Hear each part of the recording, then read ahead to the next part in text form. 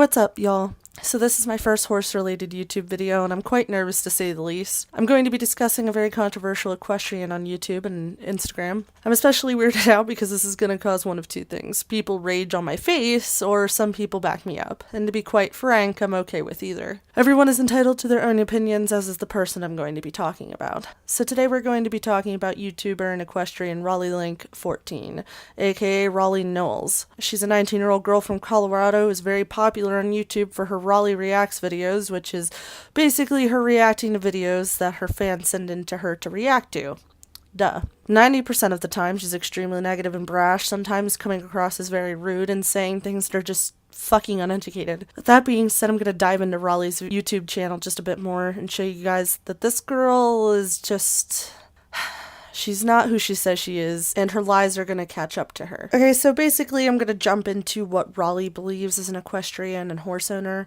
Let it be known that none of these beliefs reflect on me, and that these are what I've gathered from Raleigh herself by watching her content. Well, number one being, bits are bad, bits are abusive, and if you use them, you're basically trash. She's made quite a few videos and comments in other videos about how bits are abusive. I'm not going to make comment on this. Number two, horse racing is animal abuse. Okay, well, that's quite funny coming from somebody who visited a horse racing facility in the United Kingdom and has a photo riding a racehorse. Why would you ride a racehorse and even be at a racing stable if you do not support the industry in the facility you are attending? Like, I don't get it. I don't get that. Number three, parents buying their children ponies feeds the slaughter pipeline due to the child outgrowing them. That is like maybe 2% of the slaughter pipeline, and a lot of the slaughter pipeline is due to overbreeding, such as backyard breeding, irresponsible breeding, the racing industry, such as harness or thoroughbreds, but you know, that's neither here nor there. Oh, and the Amish have a lot to play in the slaughter pipeline also, but okay. Number four, Clinton Anderson is abusive, and once again, I'm not going to make comment on that. Number five, using a whip or any aid such as spurs for any reason is abusive. Okay.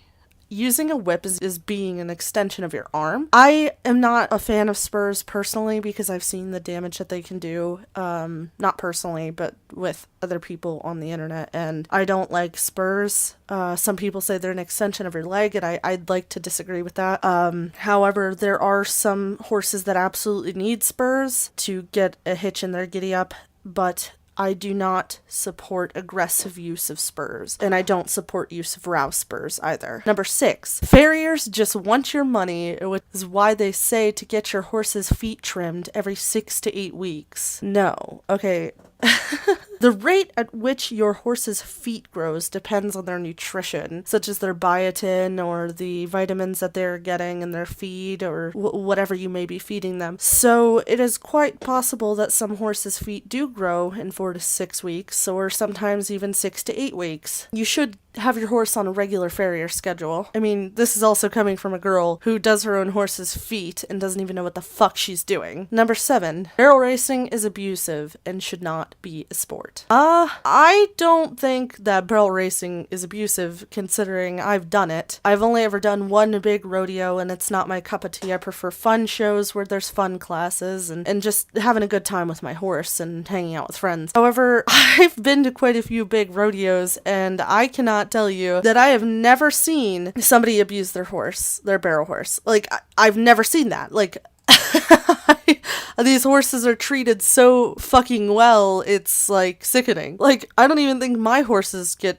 treated like royalty like these do. Number eight, hitting a horse for any reason is abusive. Alright, not gonna make a comment there. 9, horses are born aggressive. What the fuck? This is a comment she made in one of her videos, and Jesus H. tap dancing Christ. What the fuck is she? What? Horses are not born aggressive. 10, helmets won't save your life. Now, it really depends on how you fall, in the incident in which you fall. I've seen people who wore helmets who still pass away or sustain serious injuries. But that being said, I am a firm believer that helmets do save lives. There are the small percent that don't get their lives saved or do end up with serious injuries regardless if they were wearing one or not. However, I feel like wearing a helmet is extremely crucial and important no matter what you're doing, what discipline you ride, or what activity you're doing with your horse. Number 11, barrel racing horses are stalled 24/7.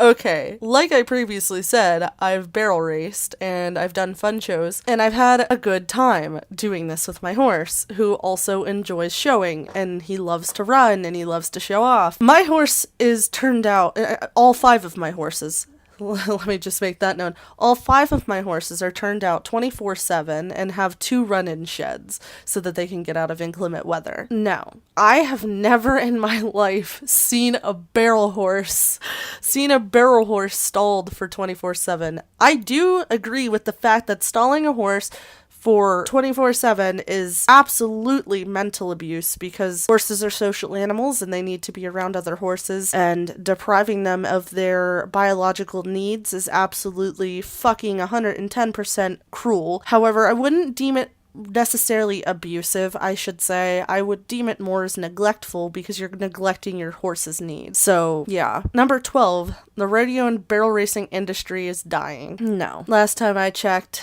there's still very large roadshow rodeos. There's a lot of hometown rodeos. There's a lot of horse shows in my area still, and plenty of other areas local to me. No.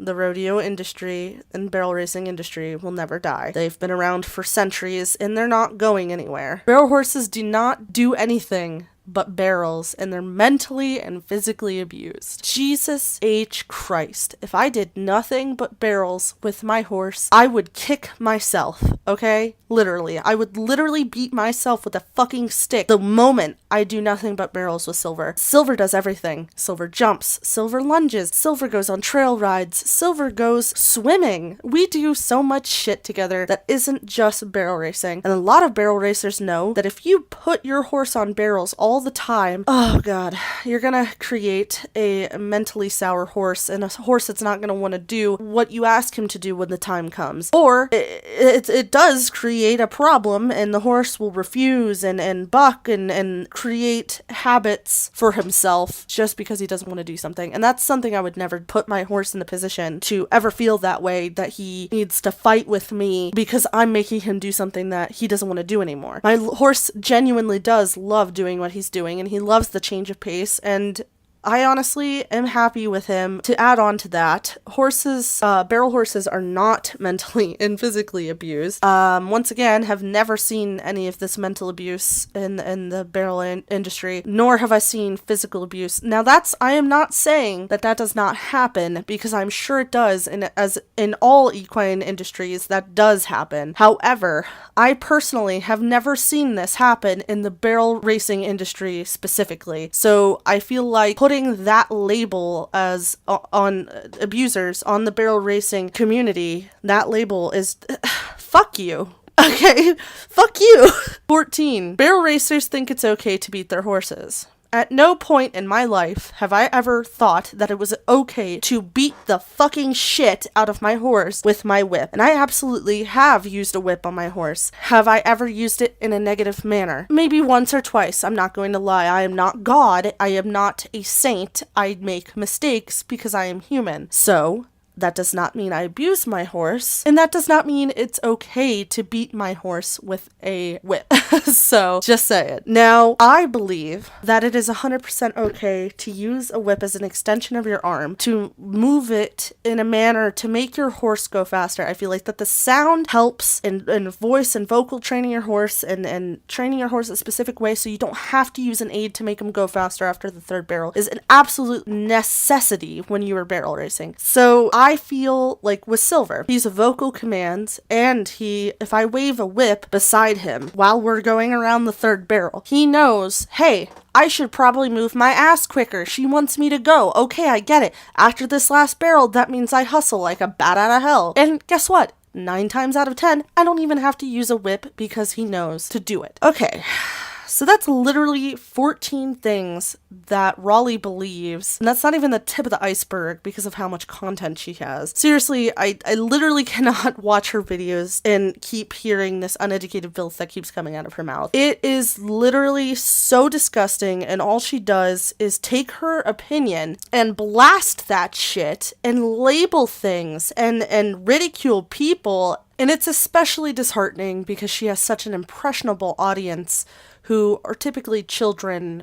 And the fact that she fucking cusses the way she does, knowing that her audience is probably younger, probably 12 to, I'd say, 17, 18, and you know children are watching, do you really want a kid to hear you say all this freaking profanity? Like, really? Sure, I guess I'm being a hypocrite, but it is what it is. So tune in next week for part 2, and we'll see how far we can go down the rabbit hole that Raleigh has created.